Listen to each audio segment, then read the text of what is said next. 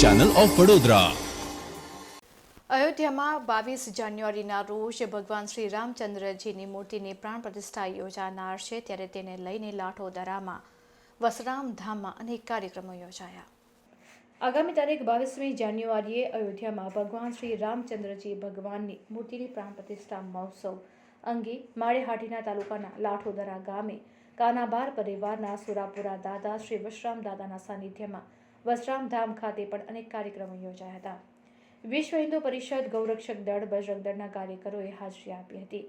રામચંદ્રજી ભગવાનની મહાઆરતી ઉતારી હતી। આ પ્રસંગે ભુવા બાપા, કાંતિ બાપા કાનાબાર, ગોપીભાઈ કાનાબાર, લાલભાઈ લુકા અને વશરામ ધામના ટ્રસ્ટી કિશોરભાઈ કાનાબાર, ધર્મેશભાઈ કાનાબારે વિશ્વ હિન્દુ પરિષદ, બજરંગ દળ અને ગૌરક્ષક દળના કાર્યકરોનું શાલ ઓઢાડીને બહુમાન કર્યું હતું।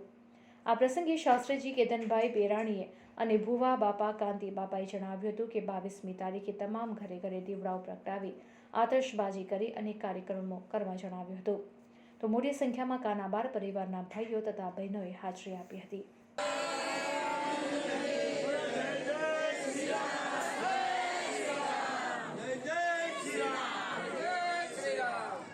આજે માળિયાહાટીના લાખોદરા રોડ ઉપર આવેલ વસરામ ધામ, કાનાબાર પરિવાર, સુરાપુરા ધામ, લાલજી બાપા તરફથી અમાસનો દર મહિને આપણે કાર્યક્રમ થાય છે।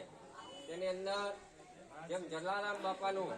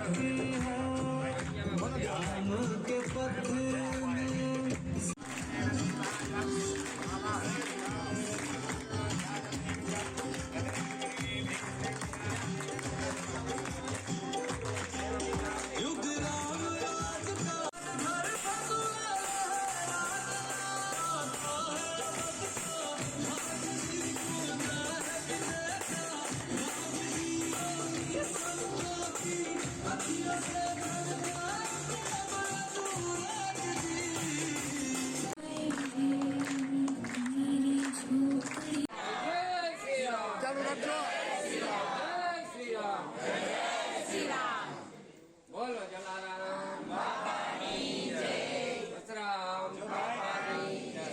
આપણે તો ગામો ગામથી 22 તારીખ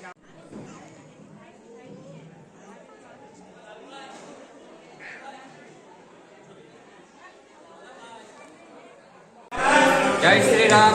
આજે માળિયાહાટીના વસરામ ધામ, કાનાબાર પરિવાર અને કાંતિ બાપાની પ્રેરણાથી વિશ્વ હિન્દુ પરિષદ માળિયાહાટીના પરિવારને બોલાવી અને શ્રી રામ જન્મોત્સવ મહોત્સવની જે આપણે કાર્યક્રમ ગોઠવવાનો છે એની માહિતી શ્રી રામ ભગવાનની આરતી અને બહુ પુનઃ ભાવથી બધું આયોજન કરવામાં આવ્યું હતું।